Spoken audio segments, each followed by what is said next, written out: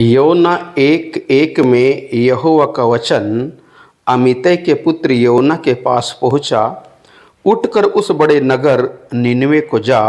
और उसके विरुद्ध प्रचार कर, क्योंकि उसकी बुराई मेरे दृष्टि में बढ़ गई है। परंतु योना निनवे नगर जाने के बजाय तर्तीस जाने वाले जहाज में भाड़ा देकर उसमें बैठ गया। और जब वह बाहर जाने लगा तब परमेश्वर का वचन आगे कहता है कि परमेश्वर योना को रोकने के लिए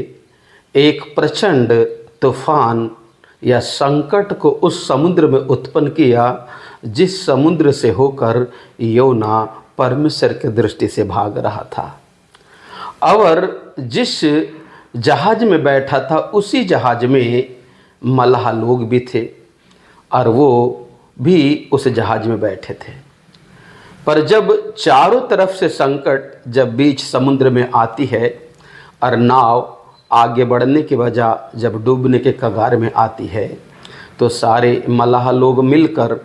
उस जहाज को हल्का करने के लिए उसके तमाम सामग्री को फेंकने लगे। परंतु फिर भी वो जहाज जो डूबने के कगार में था। तब उन्होंने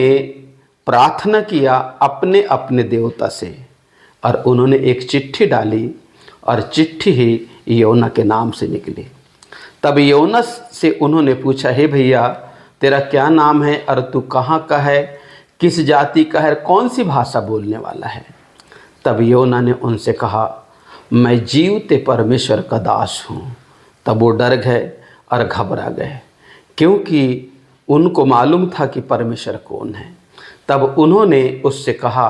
कि तूने ऐसी कौन सी बुराई की या ऐसा कौन सा गलत काम किया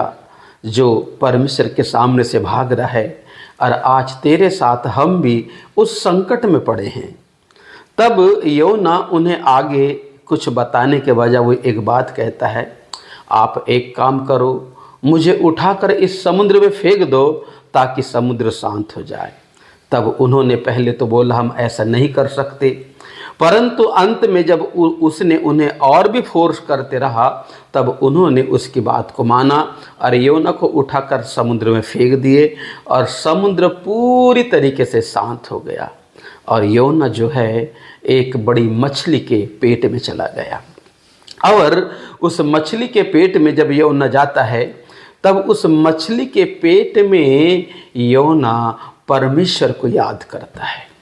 परमेश्वर को पुकारता है और परमेश्वर से प्रार्थना करता है और कहता है, प्रभु मुझे माफ़ कर, मुझे क्षमा कर, क्योंकि मैं जानता हूँ कि आज जो संकट जो मेरे जीवन में आई है उसकी वजह खुद मैं हूँ प्रभु, क्योंकि तू मुझे निनवे भेजना चाहता है और मैं तर्तीस जा रहा हूँ, क्योंकि मैं तेरे बात को नहीं माना, इसलिए आज इस संकट में पड़ा हूँ। ऐसा करके जब योना प्रार्थना करता है तब परमेश्वर मछली को आदेश देता है कि उसे निनवे के किनारे तट पर उसे उगल दो। तब ये मछली योना को निनवे के तट पर जाकर उगल देती है और निनवे के तट पर उगलने के बाद फिर आगे हम देखते हैं तीसरा अध्याय योना उसके 4 पद में लिखा है, योना ने नगर में प्रवेश करके एक दिन की यात्रा पूरी की और यह प्रचार करता गया, अब से 40 दिन बीतने पर निनवे उठल दिया जाएगा। तब निनवे के मनुष्यों ने परमेश्वर के वचन की प्रतीत की और उपवास का प्रचार किया गया और बड़े से लेकर छोटे तक सबों ने टाट ओढ़ लिया और रेपेंट्स करने लगे, प्रार्थना करने लगे, माफ़ी मांगने लगे और एक के बाद एक अपने गुनाह और पाप को छोड़ना शुरू कर दिए और पूरी तरीके से